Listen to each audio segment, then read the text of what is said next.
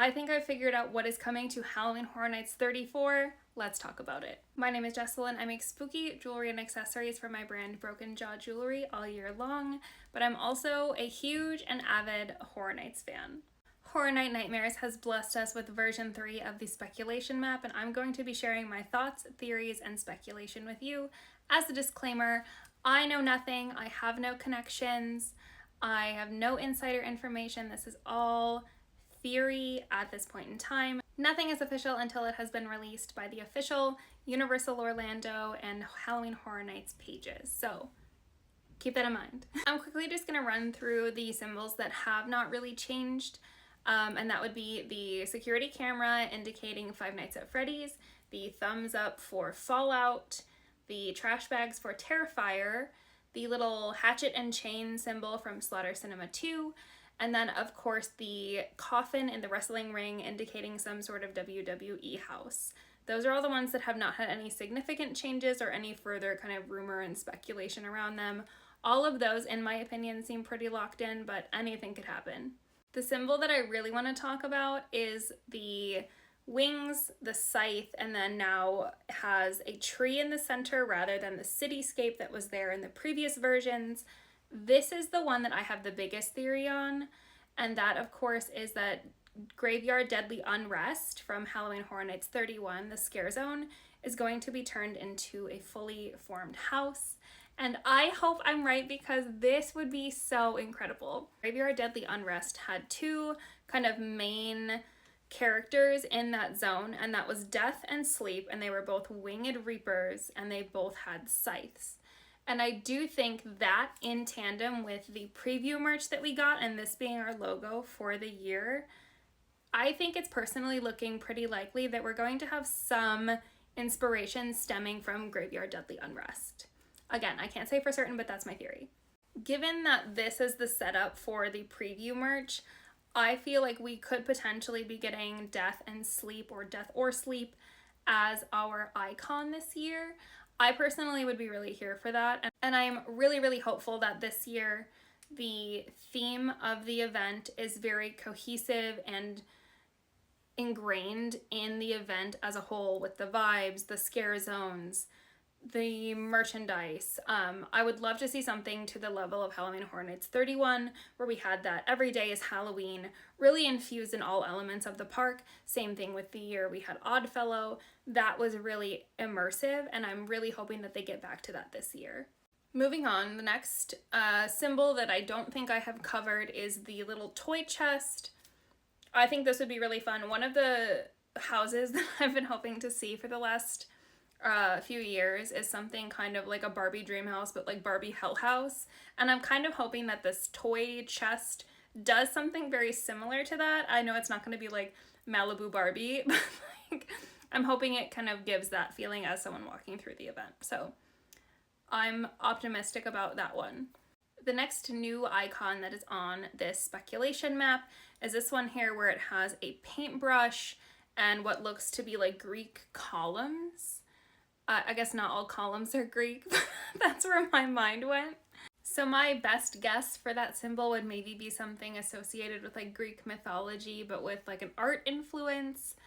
Maybe that's not a paintbrush, and I'm like completely misreading it. If you have any theories, feel free to leave me some comments and we can chat about what your ideas are for that one. Either way, I really love that they're trying to tackle something like art related. I don't think I've seen that in the near recent future past. If this is all true, and let's, for the argument's sake, it is, I'm really excited, and I think this is a really, really solid lineup. Next, I want to talk about this little campfire that is located up over here. I've heard a lot of rumors about Jason Voorhees, and I am so excited at the potential of having like a classic slasher back at the event. I'm not like a huge fan of Friday the 13th. Jason isn't like my like main slasher that I really like, but I am excited to have like those vibes and what that brings to the event in an immersive house. I am really excited about it, and I am already working on jewelry, so don't you worry. The last house symbol to cover is the book with the snowflakes. This symbol hasn't changed a ton. There is some more detail shown on the book now.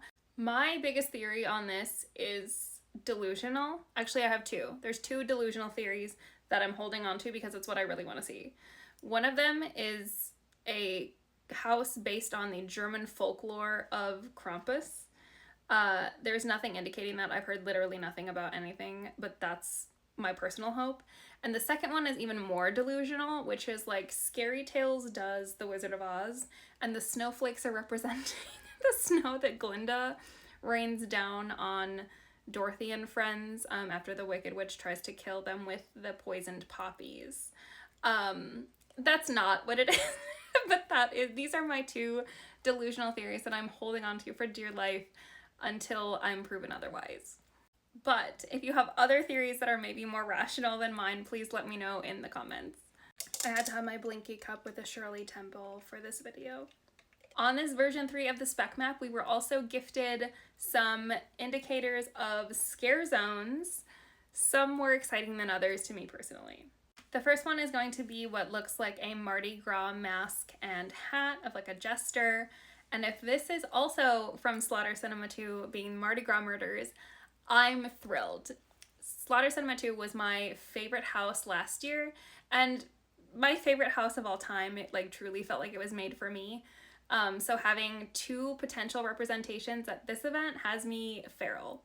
The next symbol is like a cat face, and half of it is like morphing. And I did see on Hallowed Out Horror's speculation map that is supposed to be like cats, like werewolf cats. I'm horrified. I do think it'll be terrifying. I'm not quite sure how that's gonna pan out, but maybe.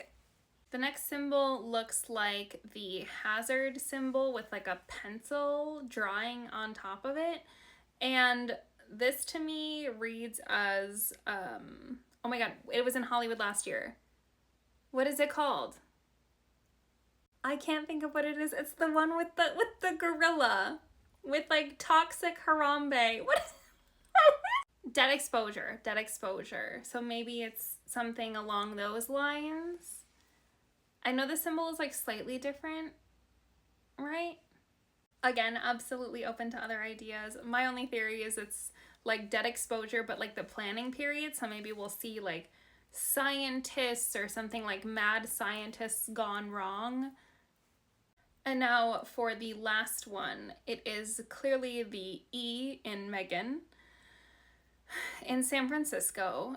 And based on how I personally enjoyed Blumhouse last year, which wasn't a ton, it was one of my least favorite zones.